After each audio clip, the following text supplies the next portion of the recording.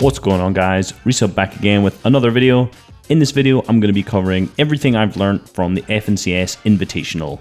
Each week, I reviewed every winner from every region, so I'm just going to put a low level of everything I learned into this one video.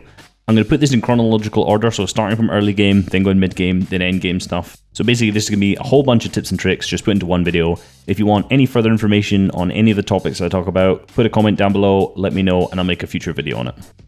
Okay, so let's get things started off with the drop. The majority of players who won their region were uncontested on their drop. There was also a lot of people who did drop contested in POIs, but ended up not fighting. So they ended up splitting drops and then just leaving and not fighting off spawn. It's almost definitely better for the average player to be uncontested and not to fight off spawn, because even if they only lose 2 games out of 10, that's still 2 games that they could have got to endgame, got placement on, completely wasted. If they were going to fight, they did this really early in the early game, just fighting as quickly as they can so that it didn't affect the rest of their game. Really didn't have to worry about Storm Surge in solos as much as you would in duos, trios, and squads. There's a lot of players dying off spawn contesting other players, so it's not really necessary to get as many Storm Surge tags. However, it's still a good idea to ensure you have a Storm Surge strategy early on. In your early game looting path, it's really important to ensure you know where all of the hard materials are. These are significantly more difficult to harvest as you go on, especially in stacked games where people have already harvested these spots. So in your looting path, ensure you've planned where you're going to get your brick and, most importantly, your metal. If you do use any of your materials in the early game or in the mid game after you've harvested, ensure that you're continually harvesting more as you move along, refilling up your materials as much as possible. Most people didn't just play AR, shotgun, SMG, shields, or AR, shotgun, triple heal. These winners either dropped at a mythic spot, so they always had a launch pad and some sort of mythic POI and good weapons. They either dropped at a heavy sniper spot to ensure they had a heavy snipe, or they dropped on a spot that they could use floppers from. Janice also took a harpoon to ensure that he could continually refresh mats in the moving zones as well. The most prominent location in the second and third zone that people want to rotate to was high spots or places where they could re-harvest material and still have good angles to take shots on. In the second zone, people weren't really focused on getting to the center. However, in the third zone, this became a much bigger priority for getting to the fourth zone. And once these players had this position, most of the time they're just chilling in their box, looking through the cone to gain information, only really editing or taking shots when they had an opportunity to get a frag. This saves you getting focused by other players and wasting your own materials. When rotating by foot and not using a launch pad at any point, most of the time these players rotated early as they could. Usually as soon as the timer hits 0, they look out of their cone, check their surroundings to ensure that there's no one around them, and then rotate and try to get as far as they can as quickly as they can.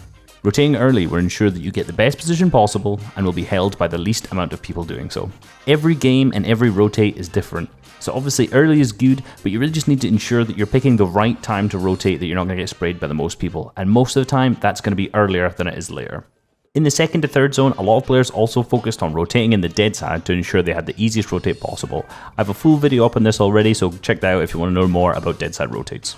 The majority of players who won their regions really tried to avoid taking mid-game fights. Not all of them, obviously there are a lot of people who are really aggressive and some people are just more passive, so it depends on person to person. However, the people who were really aggressive were fantastic fighters. They were all super capable mechanically and they all won their fights really quickly as well. When you're playing an open tournament or even a second round of a solo tournament, there are going to be very aggressive players who are going to push you and you're going to need to be able to fight them. This is going to be a make or break situation in your solo gameplay. This is one of the reasons why I don't think stacked solo customs really are the way to practice solos.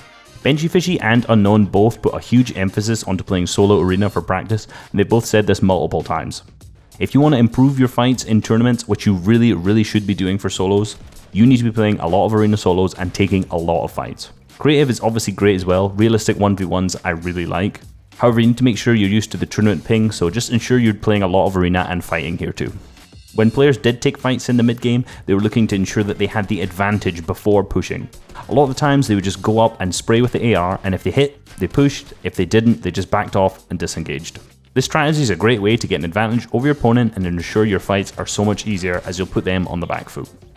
A lot of the top players who were winning a lot of mid-game fights took a lot of build pieces with their weapons rather than using their pickaxe. They did this with a variety of weapons from the heavy snipe, to the shotgun, to the AR. This is definitely something you should be practicing as well, as it allows you to take walls from a safer distance. Rotating to the 5th zone is an often controversial topic. If you don't have a launch pad, how do you do it if it's max distance? Well, if you have a max distance zone, it is possible to walk it, but preferably this is done early so you can have enough time to rotate, as I said earlier.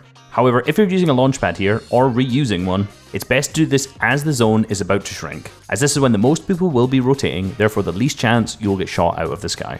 If you have only one launch pad here, most of the time it's better to save it for getting into the 6th zone, as this is what most of the players did. A lot of people complain about not being able to make it into half in, half out when they get max distance. However, there are multiple players who got really bad RNG with 5th zone, didn't have many launch pads, and still managed to win the entire tournament. So you just need to learn how to actually rotate these zones, despite how bad they are to do. Like I said, most of these guys just reused the launch pad here, or rotated by foot early. Once players gone to the 5th zone, this is where people started to be actually aggressive. There's a benefit to getting kills at this point because you've already expended materials to get into the 5th zone, so getting refreshes now will help you out. Unlike in the earlier zones when if you're capped mats, you're not going to gain a whole lot apart from getting elimination points, which is obviously risky. So in the 5th zone, this is when players started using their AR and SMG ammo to spray onto other players who were rotating and are on levels near them, even trying to box fight other players at this point. This became especially important when people didn't have a launch pad and they needed to get that impact frag to ensure they had a pad to get them through the first moving zone.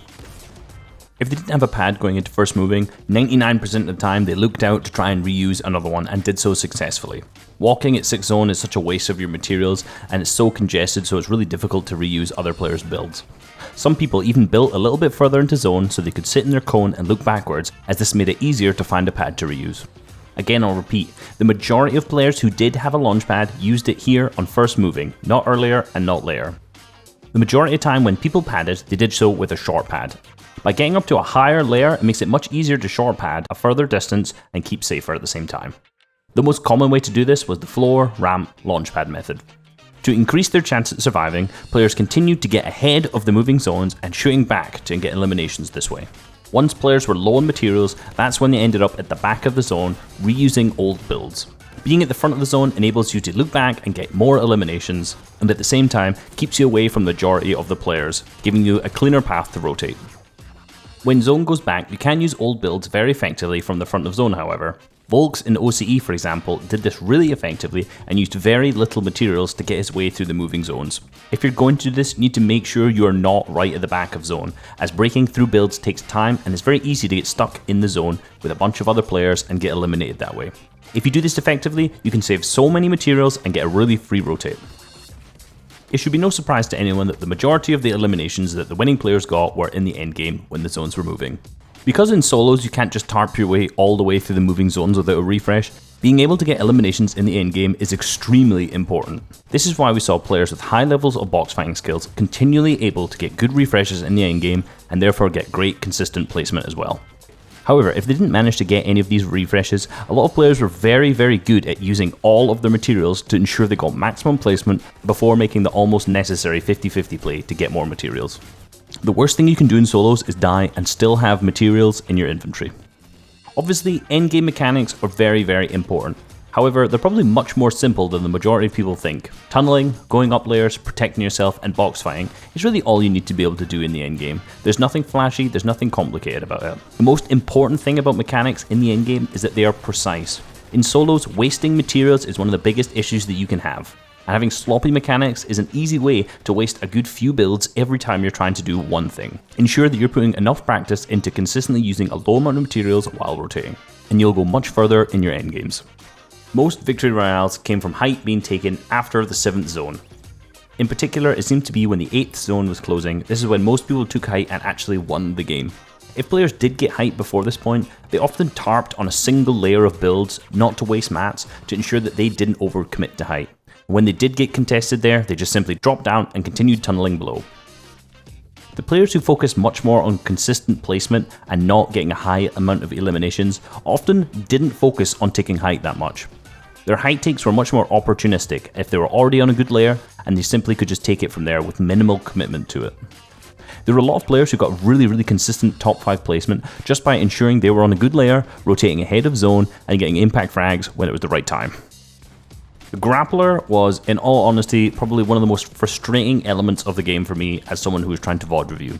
There was a huge number of games that were won simply because the player eliminated the guy who had the grapple and then went on to get ahead of the zone, take height really easily with it, but using very minimal materials, and won the game. It was annoying, and it's something I really hope is not in the next season.